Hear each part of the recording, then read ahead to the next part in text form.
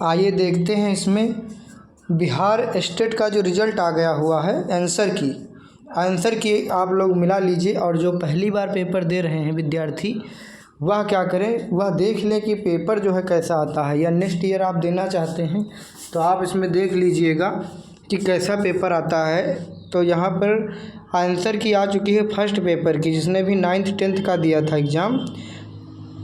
ये देखिए यहाँ पर आपका लिखा है सेकेंडरी टीचर एलिजिबिलिटी टेस्ट, यहाँ पे लिखा है सेकेंडरी एलिजिबिलिटी टीचर टेस्ट। और अगर कोई क्वेश्चन पर आप चैलेंज करना चाहते हैं तो यहाँ पर आप क्रिएट चैलेंज, व्यू चैलेंज कर सकते हैं। इसके लिए पैसा कटाना पड़ेगा आपको, ठीक। यहाँ पर आप लोग देखेंगे आपका यहाँ पे जो है यहाँ पे नाम शो करेगा, यहाँ पे नाम आपका, यहाँ पे आपका एप्लीकेशन नंबर। आप जब डाउनलोड करेंगे तो आपसे मांगा जाएगा एप्लीकेशन नंबर, और आपसे मांगा जाएगा उसमें DOB मांगी जाएगी और किस डेट को पेपर दिया था। जैसे 22 मई का पेपर है हमारा 9th to 10th का यहाँ पर।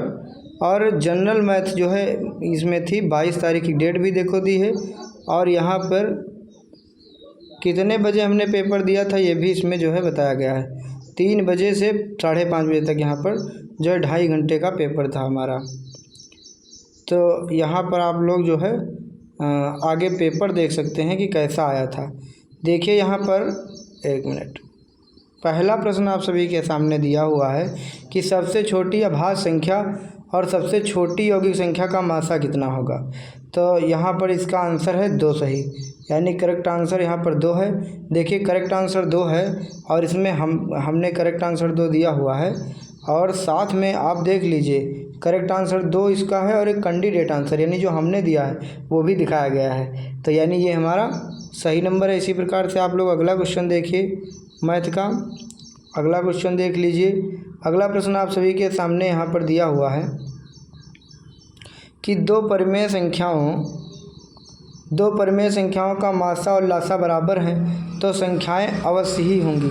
तो संख्याएं कैसी होंगी यहाँ पर उसको देख लीजिए। चौथा विकल्प सही है, संख्याएं यहाँ पर कैसी होंगी। 1 मिनट इसको इधर लगाता हूँ।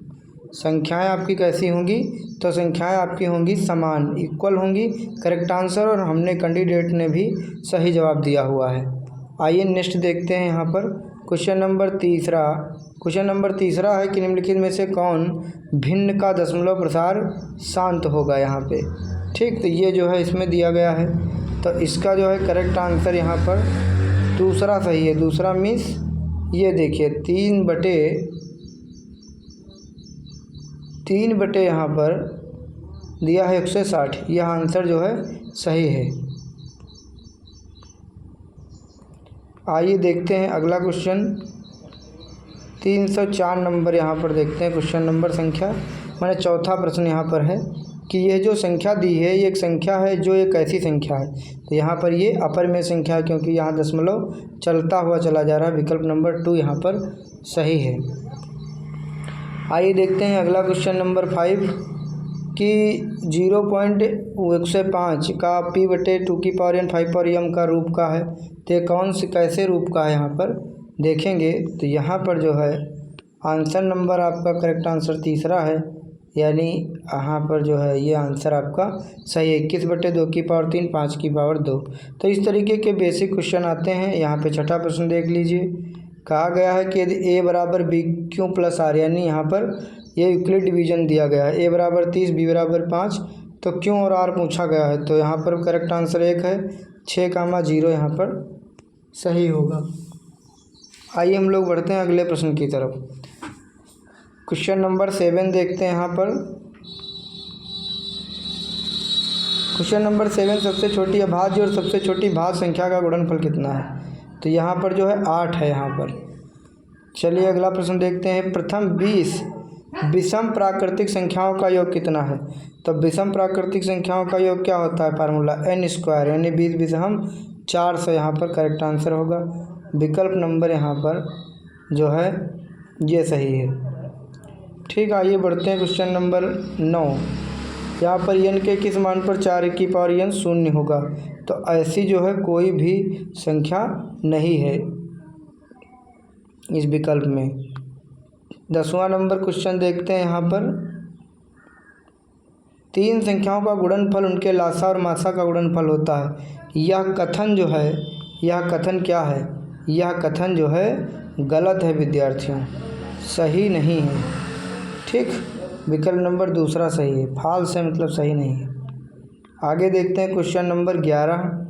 क्वेश्चन नंबर 11 जो है एक रैखिक समीकरण युग्म जिसका कोई हल नहीं होता है, रैखिक समीकरणों का कौन सा युग्म कहलाता है? तो ये कहलाता है आपका आंसर नंबर जो है यहाँ पर कौन सा सही हो जाएगा? पहला, इनकंसिस्टेंस यानी विरोधी होता है। हमने इसमें गलत लगाया था कि हम विरोधी या विरोधी नहीं पढ़े थे। एक रैखिक समीकरण युग्म जिसका कोई हल नहीं होता है, रैखिक समीकरणों का कौन सा युग्म कहलाता है? जिसका कोई हल ना हो तो वो समांतर रेखाएं होती हैं, हमने पढ़ा था, लेकिन इसमें जो है विरोधी शब्द आया हुआ था। ठीक, तो इसको ध्यान रखिएगा आप लोग भी। क्वेश्चन नंबर 12 यहाँ पे देख लीजिए। यदि समीकरण दिया हुआ है kx - y = 2 और 6x - 2y = 3 का केवल एक हल हो तो k का मान बताओ। केवल एक हल किस में होता है? प्रतिच्छेदी रेखाओं में। तो उसका जो है कंडीशन क्या होती है? उसकी कंडीशन होती है a1/a2 does not equal to b1/b2। तो यहाँ इसको जब लगाएंगे तो क्वेश्चन नंबर जो है 4 सही होगा, जो कि हमने सही दिया था। आइए बढ़ते हैं अगले प्रश्न की तरफ। 13 नंबर, यहाँ क्या है? बहुपद दिया है, इसमें कह रहा है कि 2x से भाग दे दिए तो भागफल की घात कितनी होगी? तो जब भाग देंगे तो यहाँ पर भागफल की घात 1 आएगी। ठीक, भाग दे लेना आप। क्वेश्चन नंबर 14 देखिए। समीकरण के लिए x = 5 हो तो y का मान बहुत ही सरल है। x की जगह 5 रखना है तो y का मान यहाँ पे सॉल्व कर लेना है। तो y का मान इसमें जो है -3/2 आएगा। ठीक, कर लीजिएगा आप। यहाँ पे क्वेश्चन नंबर 15 देखिए। समीकरण युग्म के अनगिनत हल होंगे तो k का मान बताइए।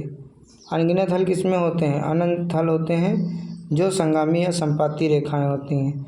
तो इसका करेक्ट आंसर तीसरा है, यानी विकल्प नंबर यहाँ पर 10 सही हो जाएगा, मतलब तीसरे का 10 आंसर होगा। क्वेश्चन नंबर जो है 16 देखिएगा आप लोग। 16 है कि y का बराबर इतना दिया तो y का मान 29, तो x का मान निकालो। हर कोई निकाल लेगा, पहला आंसर इसमें सही दिया हुआ है। क्वेश्चन नंबर 317 में 17 नंबर, अविरोधी समीकरण युग्म का हल होता है। अविरोधी मतलब विरोधी समीकरण कौन होती है? समांतर रेखाएं। और अविरोधी कौन सी होती हैं? जिनका केवल एक हल, तो अद्वितीय हल होता है। अद्वितीय हल किसकी होती हैं? प्रतिच्छेदी रेखाओं की। ठीक, अविरोधी समीकरण युग्म का सिर्फ एक हल होता है, यानी अविरोधी किसको कहते हैं? प्रतिच्छेदी रेखाओं को। विरोधी कहते हैं समांतर रेखाओं को। ठीक, तो इसको याद रखिएगा, यहाँ पर विकल्प नंबर 3 होगा। अगला देखिए क्वेश्चन नंबर 18। यदि युगपत समीकरण निकाय का अनगिनत हल हो तो वह समीकरण कैसा कहलाता है? अनेक हल होंगे तो अविरोधी होगा। अनेक हल होंगे तो भी कौन सा होगा? अविरोधी होगा। एक हल होगा तो भी अविरोधी होगा।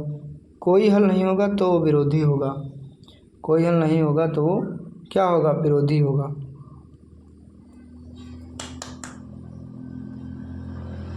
यहाँ पे जो है 19 नंबर क्वेश्चन देखिएगा। 19 नंबर क्वेश्चन क्या है? के किस मान के लिए संपाती होंगी? संपाती का कंडीशन क्या होता है? संगामी या संपाती में a1/a2 बराबर b1/b2 और बराबर क्या होता है? c1/c2। संगामी या संपाती रेखा, इसको जब हल करेंगे तो विकल्प नंबर 1 आएगा सही के का मान। क्वेश्चन नंबर 20 देखिएगा। किसी बहुपद का गुणनखंड इतना हो तो बहुपद का शून्यांक कितना होगा? तो बहुपद का शून्यांक होगा -4। इसके बराबर 0 कर देंगे, आंसर आ जाएगा। क्वेश्चन नंबर 21 देखते हैं। वर्ग अंतराल 100 से 200 का वर्ग चिन्ह क्या होगा? तो यहाँ पर कितना होगा? यानी 150 होगा। देखते हैं यहाँ पे क्वेश्चन नंबर 22 नंबर यहाँ पे दिया है, माध्यिका 4 दी है, तब x बराबर कितना आएगा? तो यहाँ पर जो है आंसर नंबर 2 सही है, इसको सॉल्व कर लीजिएगा, 10 ही आएगा। ठीक, निम्न आंकड़ों का मान इतना दिया है 2.6, तो x का मान होगा, ये सब सारी चीज़ें दी गई हैं चर, तो यहाँ पर जो विकल्प नंबर 2 सही होगा, 8 उत्तर होगा। क्वेश्चन नंबर 24 देखिएगा। प्रथम 10 अभाज्य संख्याओं की माध्यिका कितनी? तो 10 अभाज्य संख्याएँ लिखेंगे और उसकी माध्यिका निकालेंगे तो 12 आएगा। क्वेश्चन नंबर 25 यहाँ पे देखेंगे एक्स स्क्वायर 9x + 20 के शून्यांक अल्फ़ा बीटा हों तो alpha square plus beta square का मान जब हल करेंगे तो 41 आएगा। 26 नंबर प्रश्न देखिएगा, तुरंत मानिए। अल्फ़ा बीटा द्विघात समीकरण के मूल हों तो इतना बराबर हो तो क्या होगा, यहाँ पे पहला यहाँ पर सही होगा। देख लीजिए इस तरह के क्वेश्चन आते हैं। क्वेश्चन नंबर 27 भी आपके सामने है कि √6 प्लस का मान कितना होगा इसका जो है, तो इसका मान जो है आप लोग देख लीजिए, इसका मान आएगा 3 उत्तर आएगा, यानी विकल्प नंबर जो यहाँ पे दूसरा यहाँ पे सही हो जाएगा, आंसर यहाँ पे करेक्ट हो जाएगा। रैखिक समीकरण दिया हुआ है, करेक्ट ग्राफ पेपर पर कैसे इसको व्यक्त करेंगे, तो इसको जो है एक बिंदु निकलेगा। ठीक, यहाँ पे हमने दिया है गलत आंसर। 329 दो चर एक घातीय समीकरण का व्यापक रूप दिया हुआ है, तो इसमें पहला आंसर जो है सही हो जाएगा। 330 देख लीजिए, द्विघात समीकरण के मूल वास्तविक व असमान हो तो पी का मान कितना आएगा, यहाँ पे देखिएगा करेक्ट आंसर 1 आएगा। पी छोटा है 9/2 से। 31 नंबर क्वेश्चन देखिए, एक टीवी सेट के 10% का 2 क्रमिक बट्टा दिया जाता है, इसका समतुल्य बट्टा होगा। लगातार 10 जो बट्टा दिया जा रहा है 100 पे बट्टा दिया जाता है, 10 की छूट तो 90/100, फिर 90/100, 2 बार छूट दे दी गई। एक बार कट गया, 2 1 0 इससे कट गया, 9 कितना होगा 81 हो गया, तो 100 से कितना कम है, 100 से कितना कम है 81। 10 में से 1 गया 9 और 9 में से 8 गया 19, तो यहाँ पे करेक्ट आंसर कितना आया हुआ है 19%, लेकिन हमने यहाँ पे गलत कर दिया था, उस समय मुझे याद नहीं आया। 332 नंबर, ए ने एक मेज अंकित मूल्य इतना था, 2 छूटें दी गई, इससे 50 परिवहन करके बे किया, लाभ प्रतिशत इसका बताना है। तो यहाँ पर इसको जब सॉल्व करिएगा करेक्ट आंसर दूसरा आ रहा हुआ है, यानी यहाँ पर 33 सही 1/3%। 33 नंबर सवाल, घड़ी का निर्धारित मूल्य क्रमिक बट्टा इतने में खरीदी, पहला बट्टा इतना था, दूसरा बट्टा बताओ, तो दूसरा बट्टा जो है यहाँ पर 15% आएगा दूसरा बट्टा। ठीक, 34 नंबर प्रश्न, छपा हुआ मूल्य MP मार्क प्राइस, ये बट्टा दिया गया, 900 में बेचा गया, तो यहाँ पे पूछा गया है व्यापारी का प्रतिशत लाभ, तो व्यापारी का प्रतिशत लाभ तीसरा होगा, 66 से 2/3। ये देखिए मिश्रधन मूलधन वाला सवाल आया था, इसमें तीसरा विकल्प सही है। तो यहाँ पर आज हम इतने ही क्वेश्चन आपको बताएंगे, यदि आप कहेंगे तो फिर वीडियो पूरा बना देंगे। आप लोग इसको देखिए, धन्यवाद।